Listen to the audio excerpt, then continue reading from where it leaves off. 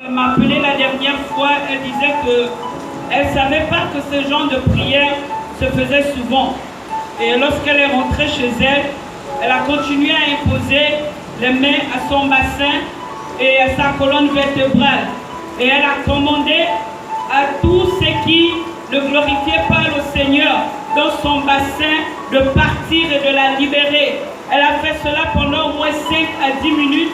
Et lorsqu'elle a dormi, elle a vu en songe toutes sortes d'animaux sortir de son bassin. Donc notre Seigneur est glorieux lorsqu'il nous met les pensées à cœur. Dieu est bon. Alléluia. Amen. Ce soir, nous allons parler de l'alliance de sang maléfique. Pas du sang, le sang maléfique. Amen. Nous avons dit que l'alliance était un accord entre deux personnes, entre deux parties, entre deux amis s'il faut dire. Alléluia. Et que par rapport à l'alliance, il y a des scellés qui se font. Et lorsqu'il y a scellé, ce n'est pas n'importe quelle parole qui peut détruire ces scellés-là. Et le plus souvent, lorsqu'on a scellé, merci. Lorsqu'on a scellé votre maison, ce n'est pas le propriétaire qui va venir avec sa clé pour ouvrir la maison.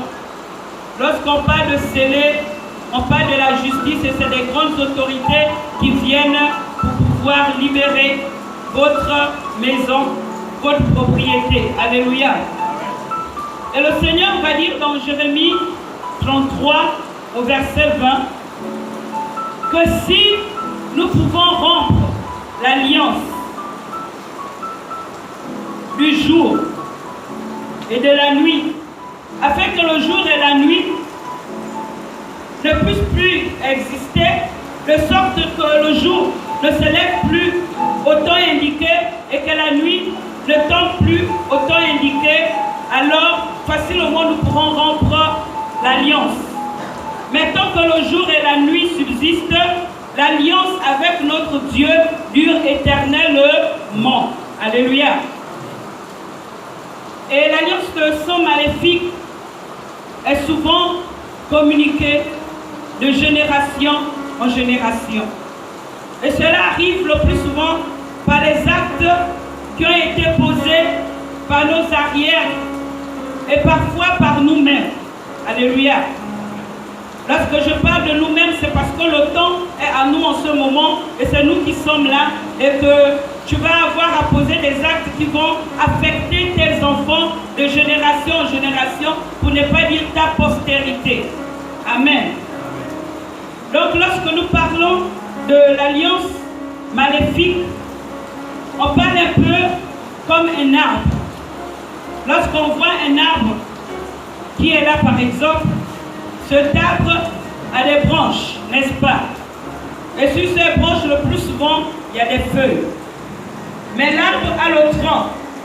Et ces troncs ont des racines. Et ces racines retirent des substances de la terre. Et c'est comme ça que nous aurons pu avoir, ou bien nous avons eu des ancêtres de génération en génération qui nous ont mis au monde et que nous sommes devenus des branches de cette génération-là, de ces personnes, de ces ancêtres. Et si notre ancêtre a eu à faire des dommages, à causer des torts, cela nous affecte également. Alléluia. Grâce soit rendue à Dieu que nous sommes en Christ Jésus. Amen. Et c'est en Christ Jésus que nous avons le rachat, la rédemption de nos péchés et que nous pouvons rompre cette alliance qui a été faite par nos arrières. Amen, amen.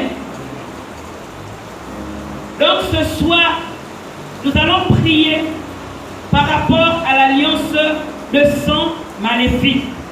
La dernière fois, on disait que ces alliances peuvent être contractées soit lors des rapports sexuels, quand tu fais les rapports sexuels avec une personne qui transporte ses charges maléfiques, il y a communion entre vous et il y a partage de malédiction.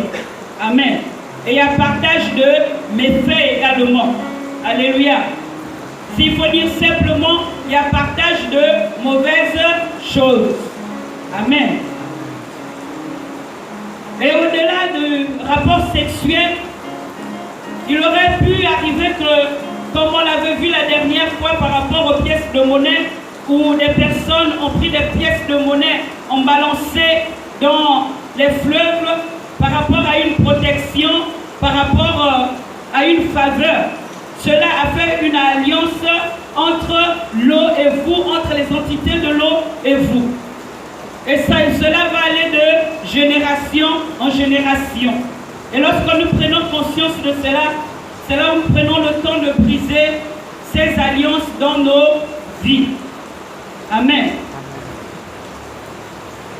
L'alliance par le sang également peut se faire lorsque deux personnes vont se mettre ensemble.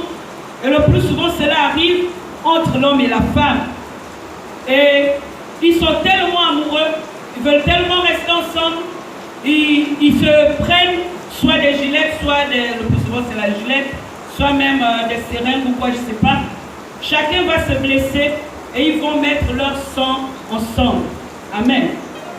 Et par rapport au sang ensemble, vous allez vous rendre compte qu'il y a des moments où tu vas grandir, tu t'es déjà séparé de cette personne, au fait c'est fini entre vous deux, mais le sang entre vous deux part.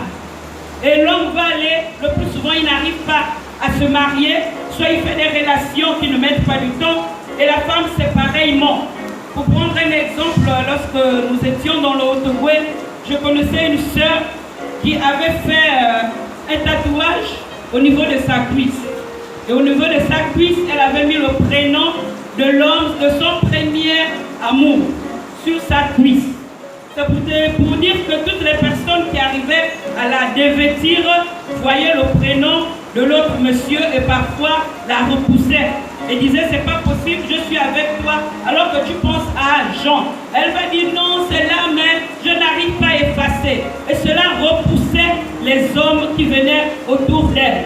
Et malgré cela, elle avait eu à construire un ménage. Elle a même fait 4 enfants, 4 à 5 enfants. Et on est arrivé à un temps où je parlais souvent avec elle, je parlais. Et puis un jour, je lui ai dit, mais tu n'as pas quelque chose sur ton corps? Elle me dit, ah, j'ai au niveau de ma cuisse un tatouage, j'ai mis le cœur et j'ai mis le prénom de mon premier gars, comme on dit couramment. Alléluia. Et cela l'a bloqué spirituellement. C'est ça, ce genre d'alliance qui se font parfois lorsqu'on se retrouve entre hommes et femmes. Et le plus souvent, ça se fait aussi lorsque hommes et femmes se retrouvent, c'est bizarre, et ils sont dans les ébats amoureux. Et parfois, c'est des échanges de crachats. Alléluia. Et parfois, il y a un qui va dire à l'autre, il faut que tu avales mes crachats pour me montrer que tu m'aimes. Alléluia.